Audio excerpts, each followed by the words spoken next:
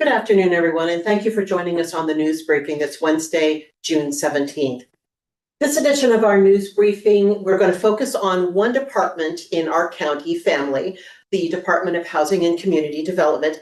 This department works on some of the most challenging issues facing the county and its residents. So we're going to talk about those challenges today. We're also going to talk about successes and how this department touches the lives of really every resident in the county of Monterey. So we're going to start with an overview, and for that, we are joined by our Director of Housing and Community Development, Craig Spencer. Thanks for being here today on the news briefing. Yeah. So I wonder if you could start us off with the role of your department.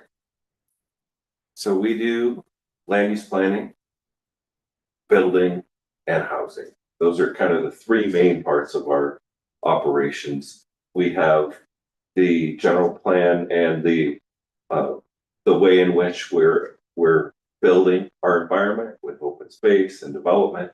Then we have the building safety side, where we do review and inspection of the actual physical construction to make sure it's safe and healthy for people to inhabit. And then we have our housing programs, which are a lot of grant related programs, but also our inclusionary housing ordinance, where we keep lists so that people can get qualified when housing becomes available for very low, moderate income housing. We qualify people for that list. We contact them when something becomes available. But we also operate a number of grant fund programs through that, where we provide money to needed community services like Meals on Wheels and Eden Housing, Echo Housing, housing consulting kind of related. So there's really a lot there, and more that might meet the eye to the average person. How do all those services and divisions and bureaus and staff meet the needs of people on a regular basis? Well, so we, Monterey County, have the two large industries, agriculture and tourism. It's where a majority of the people live here. But then we have all the people who work there housed in communities. And we have what we've come to enjoy, open space and the environment we live in, our fantastic coastline, our mountains and our valleys. So our role is to accommodate and plan for development and growth, but preserve those things that are important to our communities to preserve.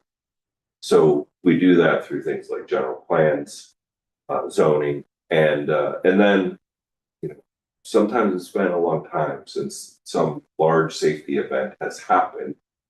Like 1906 earthquakes and fires in San Francisco, where people call for building safety regulations, but they're there to protect people in those events. And for those, we don't want to be in a house where you're falling through the floor or falling over a ledge that's not, doesn't have a banister or something like that.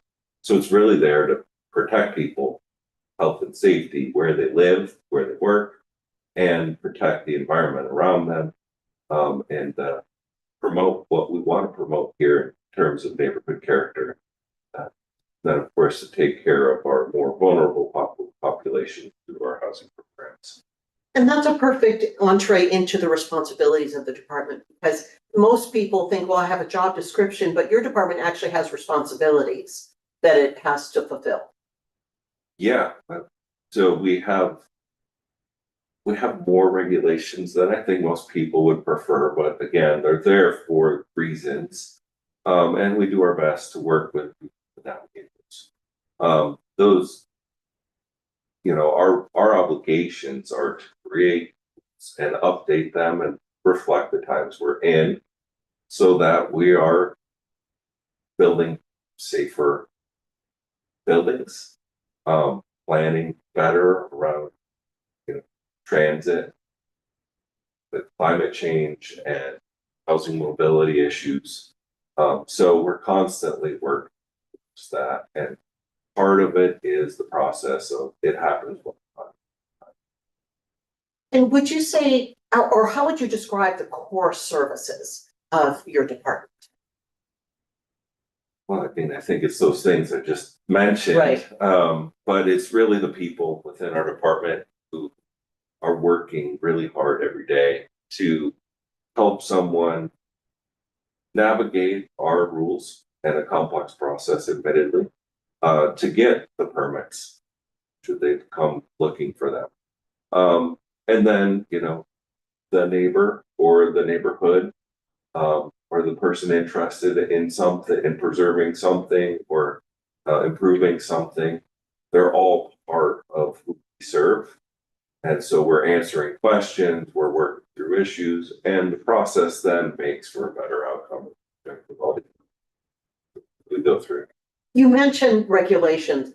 I'm wondering if you could just briefly go over what are some of the state and federal regulations that you are, duty bound to Yeah. follow?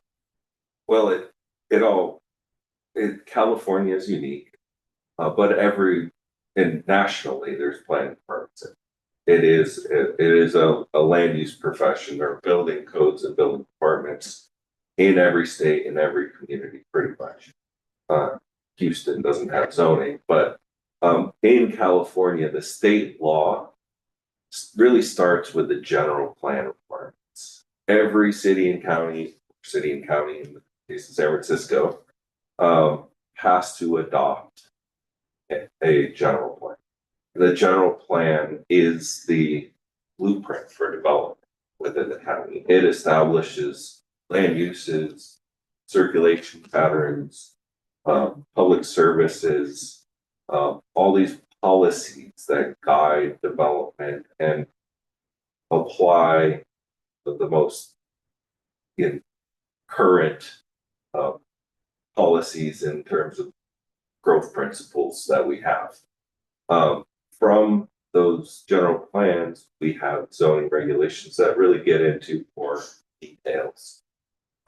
We also overlap quite a bit with lots of other jurisdictions, state agencies. We have a large coastal zone. There is a coastal commission. We have a certified local coastal program where we do the permitting locally in the coastal areas. And we coordinate with the coastal commission and retain the ability to appeal our local decisions at that level.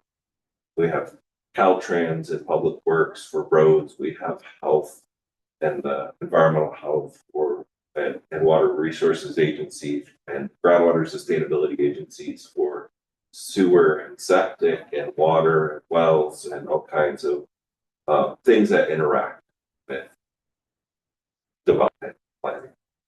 You mentioned general plan, and that's a big one. Yeah. What are some of the other biggest challenges of your department? Well, so it's just the day-to-day troubleshooting, I guess, is one of the hardest things. But we've got a lot of state laws that are progressively asking for more things to be included. The housing element of general. It needs to be updated every so many years, and it needs a long list of things and policies and programs that need to be implemented. And so there's kind of a struggle to keep up with the state legislature and all of the housing in particular related changes that are happening, while also keeping up with our customers and our permit processing, and not going insane doing it. You mentioned a little bit about interacting and the department having an impact on people's daily lives. What are some aspects of HCD that people might not realize that do impact their lives really every day? Yeah, so I mean, you don't hear much about us on a regular basis until someone it wants to do something here, until it's on your doorstep. You often aren't paying that much attention. Once it's on your doorstep, it becomes important. It could be you're actually wanting to build your own doorstep, and we are the people that you need to come to get that permission to do that and get your contractor work.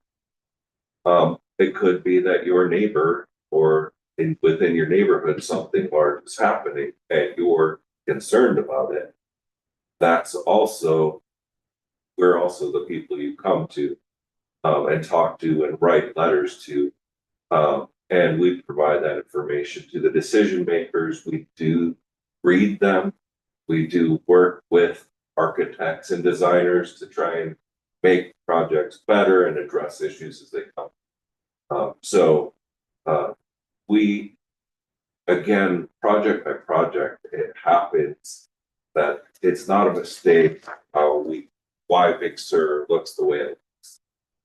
Or why when you drive down 101, you see the row crops in Salinas Valley that supports our largest industry. There are rules and land use patterns in place that are intentionally designed because that's something that's important to us. If that changes, we change our rules, but for now, the jobs created by agriculture, all sections of it, not just the crops themselves, are built in for land use regulations. The visual beauty of Big Sur is part of our regulations. So we try and do this regionally, countywide, regionally, and then with community area specific, working with community, finding out what's important to them, developing visions and making them part of the rules, then get applied project by project in order to achieve that. Besides the regulations and the work, there are also accomplishments. And sometimes those accomplishments aren't as seen as the things that are controversial. What are some accomplishments that you'd really like to share with the community that your department is very pleased that it has done? So, you know, we take seriously, you know, the role we can play. We can't solve all of the housing issues overnight. But what we can do is really look at our systems, our rules and regulations, the way in which we operate, and try and get them to a place where we can start having decisions. So we're going to plan for a certain amount of housing. Hopefully that moves the needle a little bit on some of the housing affordability issues we have here. It sounds easy when I say it, but there are again a lot of things that go into how does that happen, how does that work, and we have a fantastic team, really knowledgeable people, care a lot about what, where, how, when, kind of things, and how do we get there, and how do we support our support.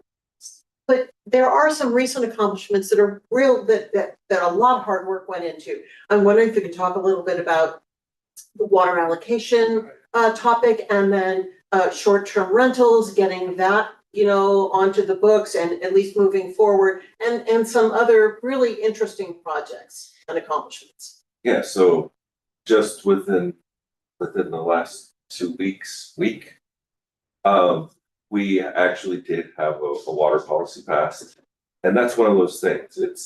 Water has been a constraint to building housing, really any development, Monterey Peninsula, and in some areas of the Salinas Valley, especially the urban areas, for many years. So how do you address that? Well, planning, we're not the water experts necessarily, but we're all integrated in some way. So we did get an allocation of water from Water Management District, which is a special district, it's not part of the county. That was made available through Pure Water Expansion Project.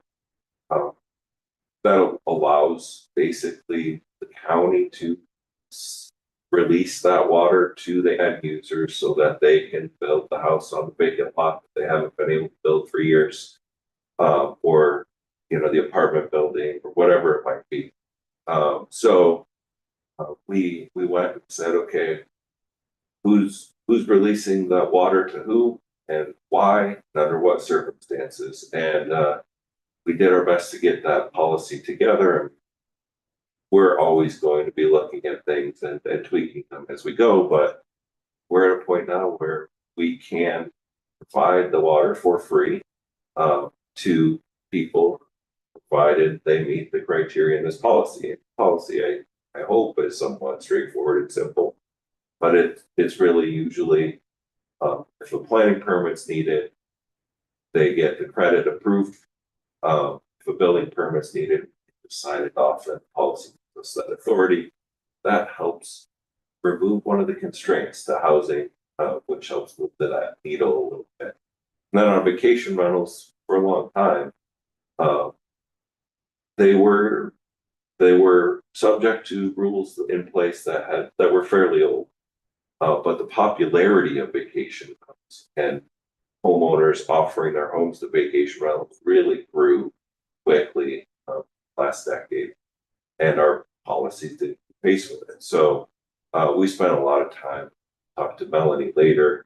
She was involved in all of this for a very long time, put a lot of effort into listening to the community and trying to figure out, okay, if we're going to have these things in our neighborhoods, how can we minimize their impact on those neighborhoods and the people that live within them, while still providing the opportunity for people to come and stay and visit our beautiful area, support our tourism industry, second biggest industry. So those got in place. We continue to look at those and tweak those, and but we're approving vacation rentals now through those regulations. We do these rules and updates to address the issues of the day, and we have built the capacity within the past few years to do more of that, and we are starting to see the benefits of that. And you mentioned Melanie. This is a great time to pivot to talk to Melanie Beretti. Melanie Beretti is the Chief of Planning for Housing and Community Development and the County of Monterey, and she's joining us here also in the studio. Melanie, I'm wondering if you can tell us what some of the core services are of planning. Sure, thanks. Happy to be here. I think just a refresher on a few terms that that Director Spencer tossed out there for folks of what is planning and zoning. Planning and zoning really provides that framework for what land uses or development is allowed, where, and how. What do you need to do in order to do that safely and responsibly? So really our planning services division, we have two core functions. One of our core functions is actually working to create and maintain the development policies, plans, and regulations that govern what you can do in unincorporated Monterey County. Our current planning side is really tasked with reviewing and processing permit applications and proposals to do those things that our rules and regulations say you can do appropriately. And we talked a little bit about the general plan here with Craig, but I'm wondering if you could talk a little bit about it too, because it's so vital for the department and yet so challenging. Yeah, I think the thing that is important for people to remember is that for any jurisdiction, so here with Monterey County, the general plan is really considered the constitution for land use and all future development. So any development that happens within the county has to happen according and consistently with that plan. So it really carries a lot of weight and a lot of importance as that overarching kind of visionary framework to guide that orderly, sustainable development in balancing that with our natural resource, our community, and economic development needs. So there are many required elements to that general plan. One was mentioned, the housing element. It really governs land use, open space, conservation. Here in Monterey County, we also have 3 optional elements. So there's really a fair amount of topics that are covered and governed by that plan. And given just how large and really diverse our county is, with our people, with our natural resources, its beauty, with our industries, it's understandably really important and really challenging to make sure that that general plan reflects and balances the needs of all of our community. Also touch on some of the other important tasks that your department does. Besides the federal plan, kind of everybody jumps in on that, but there are other important roles. Yeah, I think a few that I'd love to highlight. One that's really important is in our planning division, though not a part of our planning services division, our permit center is really an extension of our planning team. And we work really closely with that permit center. And that's really the customer, the public facing side of our operations, entering with the call center, coming into our offices, submitting permit applications, asking initial questions. And in fact, about 80% of planning permits are actually processed over the counter at the permit center. So that's really important for us to support both directly and indirectly through training and as planner of the day. We have many other responsibilities. I think a few key ones are we're also responsible for environmental review for all projects that are at discretion where there is a decision that can be made. It's not just a checklist that you need to meet. So where we have that discretion, we need to do environmental analysis and review for all projects, including we also serve to review other agencies, other departments, their environmental documents to ensure that they're consistent in quality to be protective of our county resources. We also do a number of, so you see our team developing regulations and developing our plans, but also as soon as there's a new regulation in place, there is a lot of work that goes in on the back end that folks really don't see, that it really takes to coordinate and work internally as well as with the public for implementing those regulations, not to mention the numerous committees, commissions, for the public and decision-making bodies that we're also staffed to and we serve on. And the list goes on.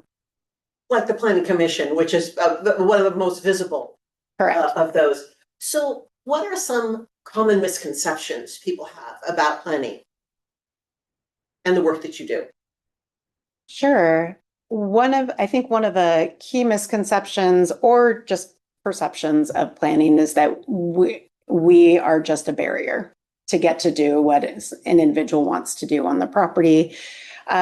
And really, we like to and need to remind folks that if the project or the proposal requires coming through a discretionary review process, coming through planning and our team, that means that the policymakers wrote into our many layers of policies and regulations, the importance that there be proper analysis and that there be review for consistency. And that's what our team is really working hard on doing. So we are not trying to be a barrier. We are trying to serve our role to help facilitate individuals and applicants to do the projects and the development that they're wishing to do in a way that is really still achieving the intent and the goal of those policies and regulations.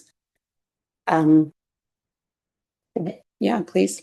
Oh, I was going to say, and you get questions. One thing that you're never short of are questions. What are some of the most common questions that your staff gets?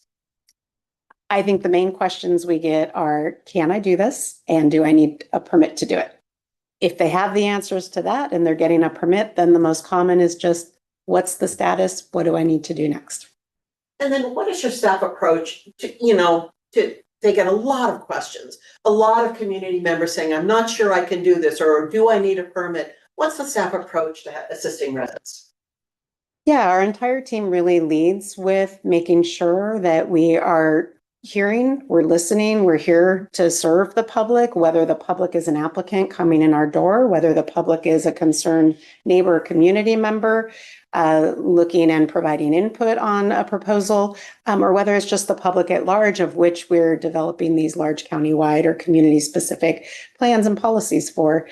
So we really lead with that. We also want to make sure that our processes are as clear and transparent as they can be to anyone that we're working with, to do the best we can to facilitate through our processes.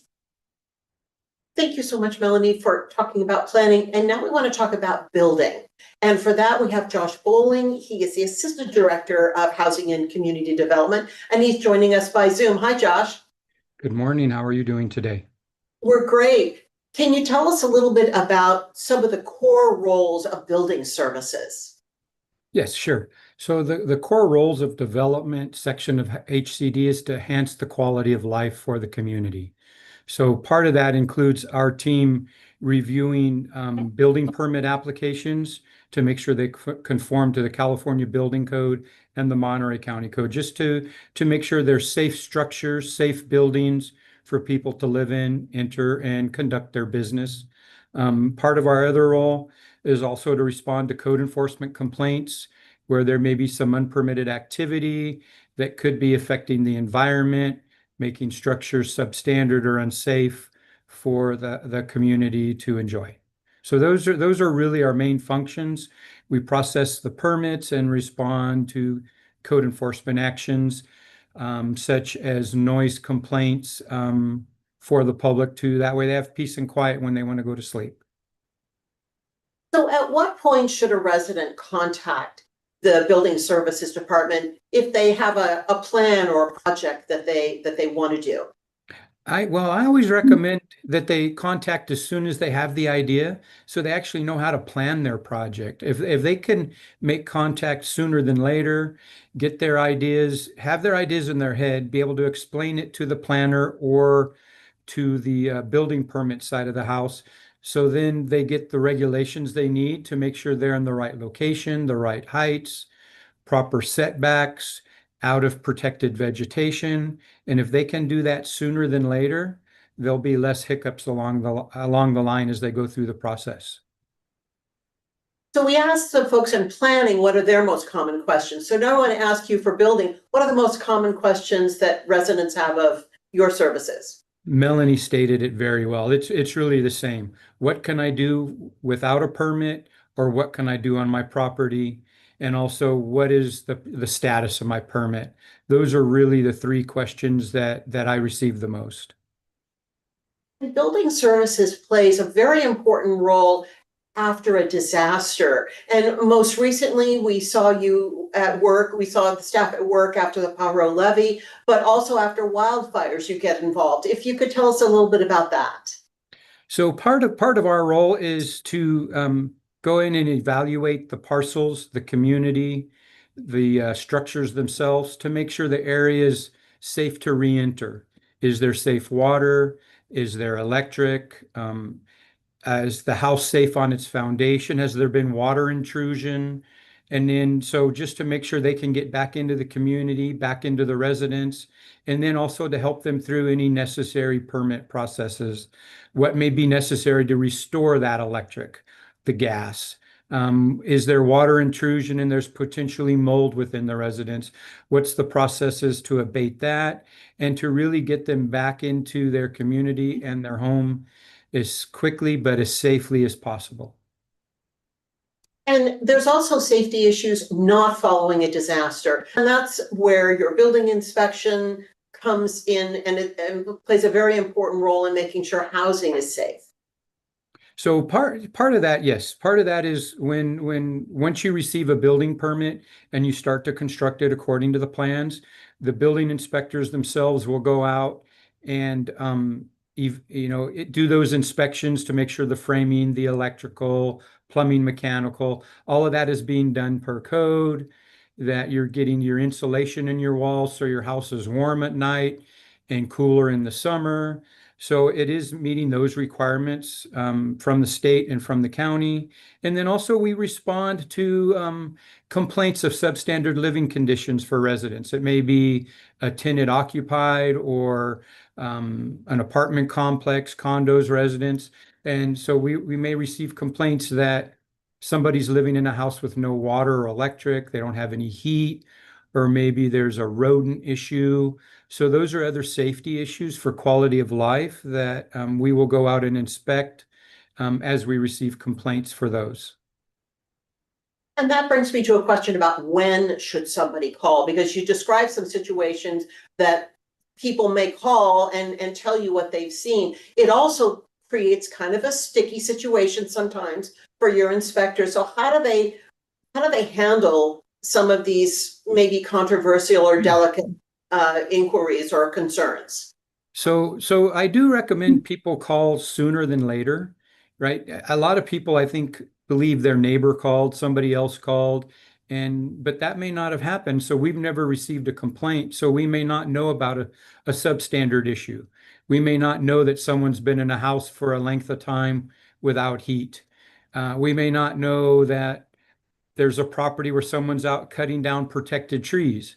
So the sooner or removing vegetation or grading. So the sooner we can receive a call and we can get an inspector out there to be able to stop that action, work with that customer to either one, bring their property back up into a safe condition, their residence, or work with them to get into the permit process for trees or vegetation, the sooner the better. And it's better for the person creating the violation because they may not know they're doing that. And it's safer for the community around them because that we're protecting what we need to protect. It can be difficult, but I think part of what a code enforcement or a building inspector needs to do is to be patient. Listen to the customer's complaints, or to the person on the property that why they did what they did. Listen to them, give them the time to vent, but then walk them back into the process of obtaining the proper permits and be available to guide them through the process and get them out the other side with a safe project as quickly as we can. Josh, thank you for walking us through this building and safety processes.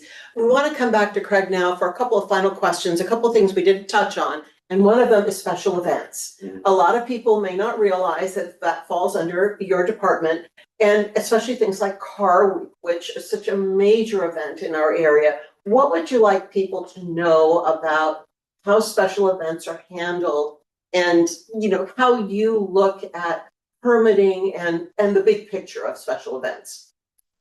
Yeah, so a special event is not actually a permit to start with. That's a common misconception. Our department, Housing and Community Development, acts as the clearinghouse for the review of multiple county and state agencies when someone wants to hold a larger public event. These are not your backyard weddings. But if you're offering your backyard to others to come have weddings, that's a whole different thing. The larger events like week, there are lots of things happening throughout it. A large car manufacturer company will want to have a big event at a hotel or wherever they are. That often involves big tents, food services, drinks, parking, things like that during the event that's actually happening. So they will submit a questionnaire, essentially an application, a permit with some basic information about what their event is, where they're holding. Our office then coordinates with environmental health, and the health department who's issuing the food vending permit. The sheriff's office, who may have concerns about the safety at the event, or some have to have some version of knowledge that an event's happening in case an emergency response is needed. That includes the California Highway Patrol and the sheriff's office, and sometimes even local police departments. We're coordinating with Public Works and our own encroachment team if you need to have flaggers or road closures in place for any period of time, for anything that happens in the roadways. There's more to it, but basically each entity does some level of permitting. We sign off on ABC licenses for alcohol services with the sheriff's office. We do the encroachment permits for work in the road. We're making sure they have parking and safety taken care of. The food is going to be safe, working with our partner agencies. And if they need a tent, we're doing the building permit for the tent to make sure it's safe. And so there's lots of logistics involved, but then we map them all, especially for things like Car Week. We have a GIS mapping system that says, here's where the events are happening that we know of, that we've permitted. In case you're local and you want to avoid all of that traffic and noise and events while it's happening, you can actually go and check some of the layers in our maps. We've even had, actual highway road cameras, so you can see if there's traffic on Highway 68 or something like that. So we've honed in, our ability to communicate what's happening with the public on that. We're not actually permitting the event. There's no piece of paper at the end that says, here's your event permit. But there's probably multiple permits that they need to do the individual things within that event. And the Car Week map is pretty robust. It has really grown over the years, and it's become a real great tool, not only for residents who say, I'm not taking that road on my commute today, but also for visitors who are wondering, how am I going to get from, where I am at my hotel or my short-term rental to Carmel or wherever the event is that I want. So when that becomes live, we hope people will check into it. What other land use issues do you think are going to be your department will be dealing with in the near future? What's kind of on your plate? What challenges? I think it goes in cycles. I mean, the biggest challenge has always been Monterey County has our, sort of rural agricultural and tourism and open space, and we value that. There's less than 500,000 people in our whole county, including the cities. Salinas is the biggest city.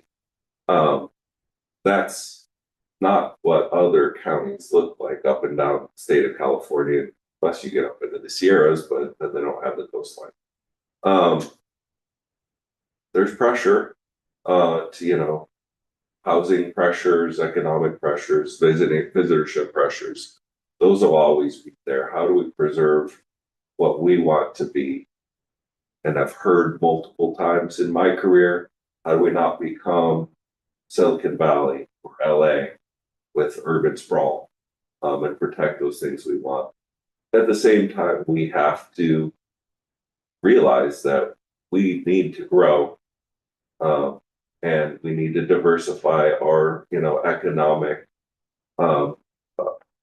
systems for the health and benefit of everyone who lives here or may live here in the future.